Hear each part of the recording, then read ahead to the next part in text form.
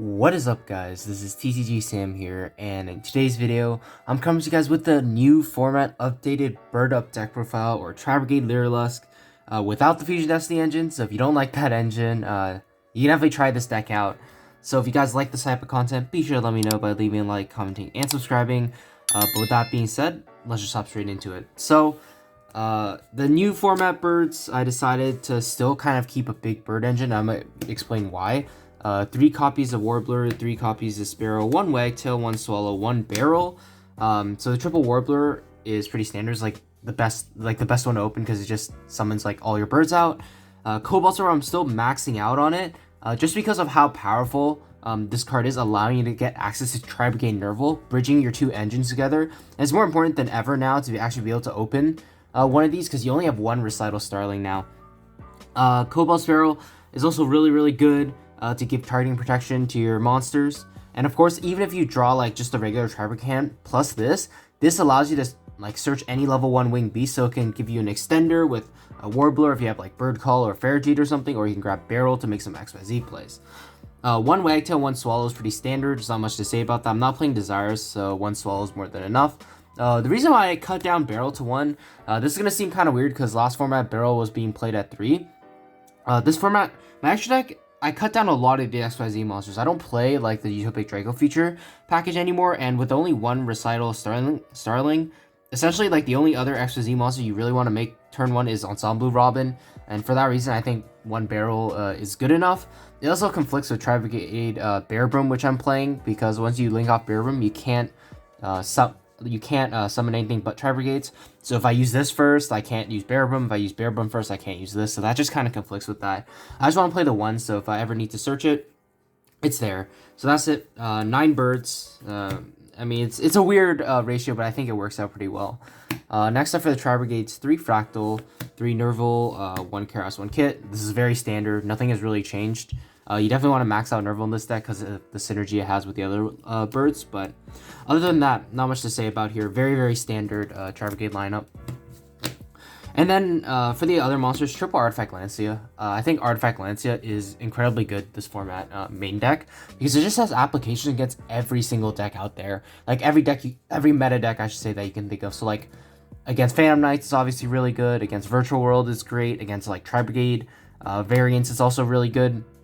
Yes, even against like Eldritch, which may be where like most hand traps are just bad, this is like actually not like the worst thing in the world, because if they try to set up like an Eldland play by dumping 2 to the graveyard, this prevents them from setting 2 of their traps.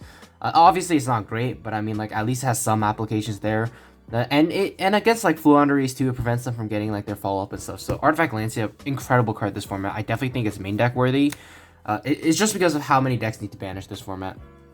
Last monster, 1DD Crow. You can search this in many ways in this deck, and it's a great out to a card like Destroy Phoenix Enforcer, so definitely want to play the 1 still. That's it for the monsters. For the spells, 3 Bird Call. This just adds more counts of your birds. Not much to say there. It's a great extender and a starter. Speaking of starters, Jack in the Hand is like the new card I'm playing. So 3 copies of this. Essentially what this does, for those of you who don't know, you reveal 3 level 1 monsters with different names in your deck. Your opponent adds 1 to their hand first, you add 1 to your hand, and then you shuffle the 3rd into the deck. So essentially, you may be thinking, well, why would I want to give my opponent a card? But most of the time, it's really not going to matter, because, well, this deck's become way less popular now. And, like, it doesn't matter which one your opponent takes, because you're essentially getting guaranteed access to either one of Warbler or a Nerval, which are like the best cards in your deck. So no matter which one your opponent takes, like, it really just doesn't matter. You can also play some cool mind games with it by like revealing like DD Crow to kind of bait them into taking it. But yeah, this is just honestly a great starter card, because it just lets you access like the best level 1 monsters in your deck. You can also like, if you already have a card like Warbler, you can reveal like Cobalt, Celestine, Wagtail, and like something else. And then no matter which one they take, you have a very high value target to summon off of Warbler. So Jack in the Hand, honestly, a very powerful card. You could also play more level 1s in here, maybe like, I don't know, an Effect Veiler or something, or if you really want, but I feel like the ratio as it is pretty good. But triple Jack in the Hand, you definitely want to like see this card. It's actually like a really good starter. And because you lost Recital Starling, you need that consistency with a card like Jack in the Hand. For the other spells, 2 Chalice, 2 Cosmic. So this is gonna seem like really weird. This is, if you have Forbidden Droplets, I definitely would say just play like triple Droplets, and this is gonna be like Upstart Goblin. But since I don't, I played 2 Cosmic, 2 Chalice. Cosmic, not only does it out back row, it also more importantly hits a card like Artifact Scythe. So these are both Artifact Scythe outs. Forbidden Chalice, no matter if your opponent's like trying to play around, like if your opponent's trying to play around a card like Imperm or whatever, they can't really play around Chalice. For Cosmic Cyclone, same thing. If you just banish the Scythe, there's not going to be able to do anything about it. These are just incredibly good cards, very budget friendly as well. So I wish I could play like one more of these, like one more of each. Like honestly, just max out on these. But I'm playing a lot of other cards I think are important in this deck. But yeah, like I said, if you have droplets, definitely just triple droplets plus like 1 copy of Upstart or something. That would be fine. For the last 3 spells, 1 Called by Fire Formation Tenki, and 1 for 1 all power spells. 1 for 1, obviously, your whole deck's level 1s. Tenki for your Fractal, and Call by the Grave. Not only does it hit hand traps, it also hits Scythe, more importantly. So lots of Scythe outs in the deck. Moving on to the traps, Triple Infinite Impermanence. This is our other hand trap. I decided to play this because you can hit a card like Dagda to prevent Scythe from coming out in the first place. It's also good drawing as your 6th card. I just wanted cards that were like not awful drawing as your 6th card. So stuff like these, aside from Lancia, because Lancia is so high impact, you just kind of make that sacrifice. But like cards like Forbidden Chalice, Cosmic Cyclone, Infinite Impermanence, if you draw them as your 6th card, they're okay. So I just wanted that option. Infinite Impermanence, obviously a very good hand trap as well. Finally, I'm playing triple Tri-Brigade Revolt, and this is going to seem a little weird because you're like, oh, trap cards are bad. Why are you playing so many of this? Well, I actually believe that this card in this deck, like this build that I'm playing very specifically, is incredibly good because of how easily you fill up your graveyard with the birds, and because of the interaction between Birdup and Barrel Canary that I mentioned. Like the fact that they conflict with each other, you can only really have one, and 9 times out of 10 I would go for Revolt over Ensemble, just because Revolt gives you follow-up as well.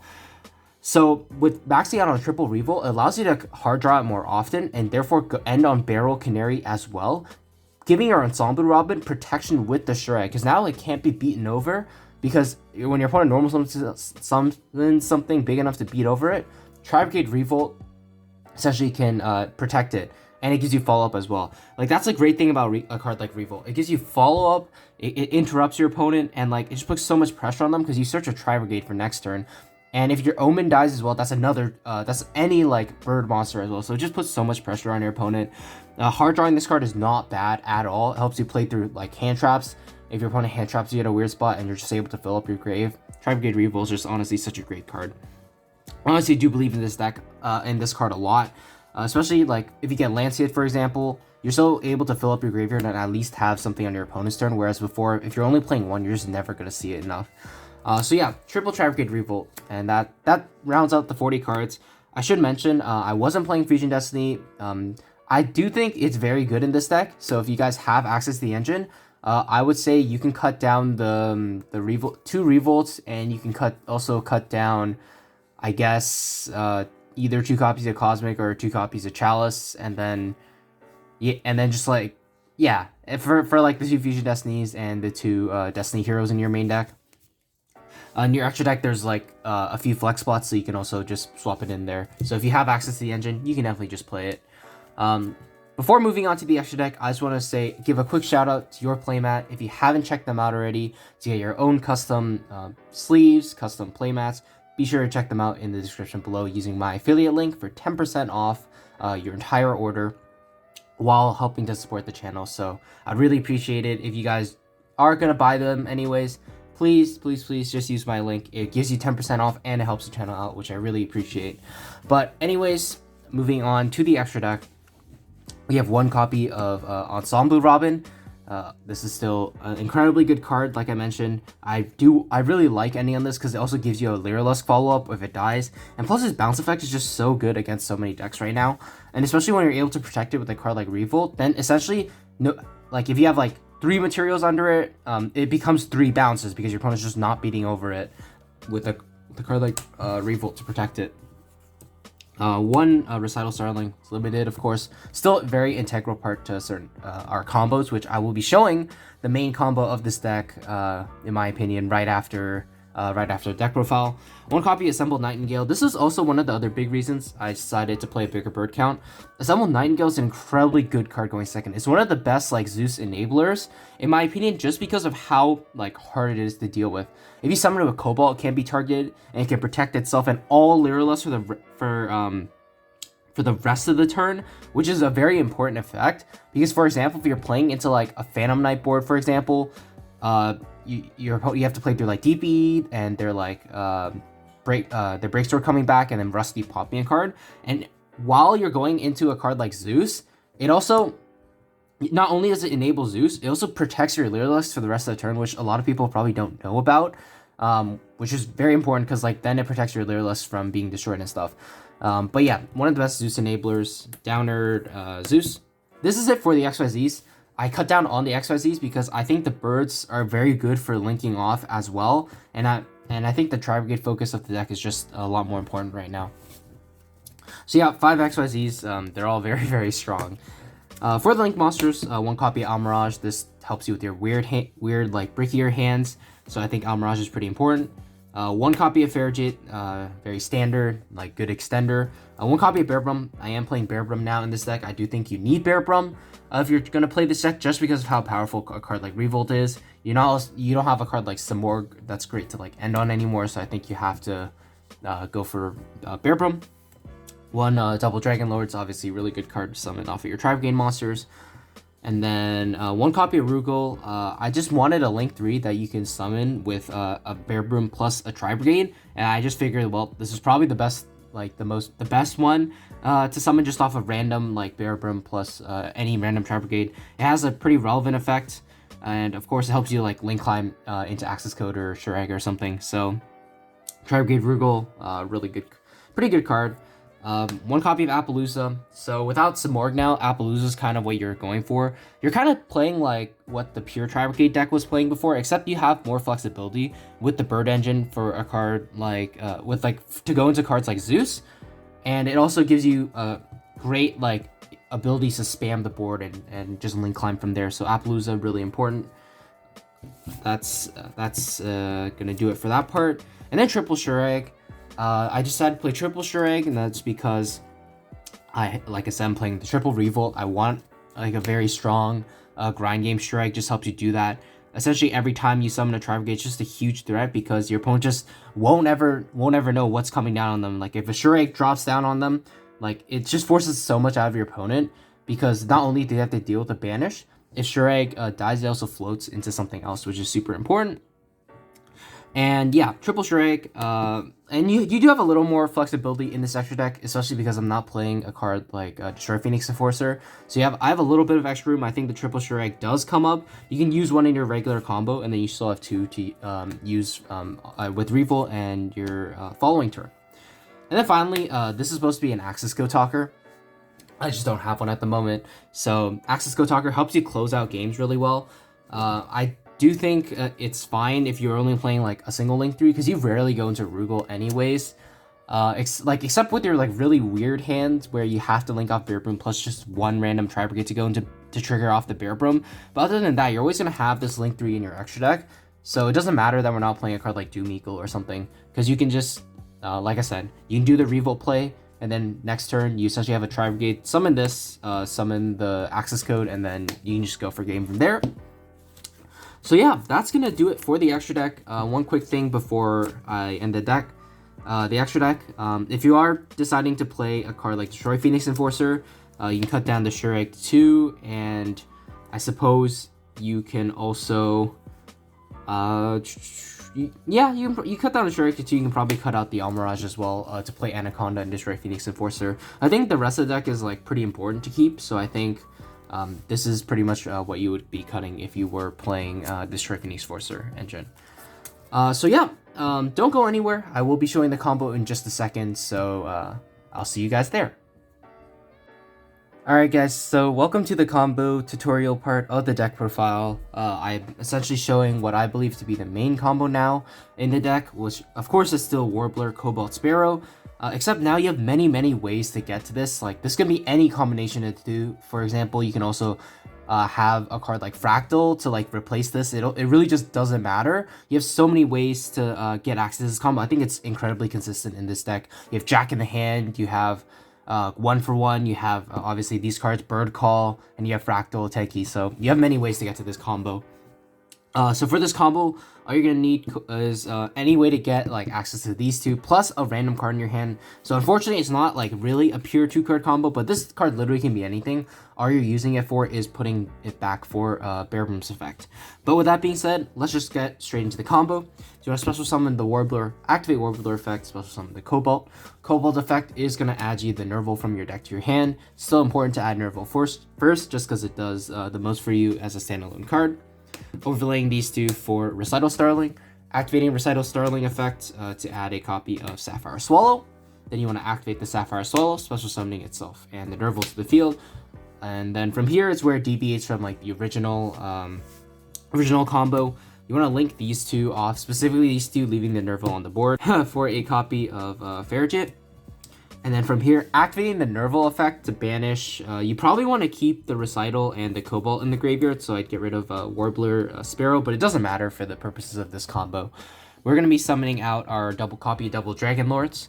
And then from here, you want to turn these two into, a copy of Tri-Brigade Rugal, activating the effect of Nerval. You can also activate the effect of Farigit if you want to dig for something, but for the purpose of this video, I'm assuming you're just activating Nerval. Activating Nerval to search Fractal. I'd like to search Fractal as opposed to Kit or Karas. You want to leave Karas in your deck just for a later turn when you want to search it as an extender. And Kit can also be used later on to like get extra fodder into the graveyard. But realistically, it doesn't matter which one you search. I just go for Fractal. Since you haven't normal summoned yet, you can actually normal summon the Fractal. Activate the Fractal effect, banishing Nerval and the Blossom, your Tri-Brigade Bearbrum.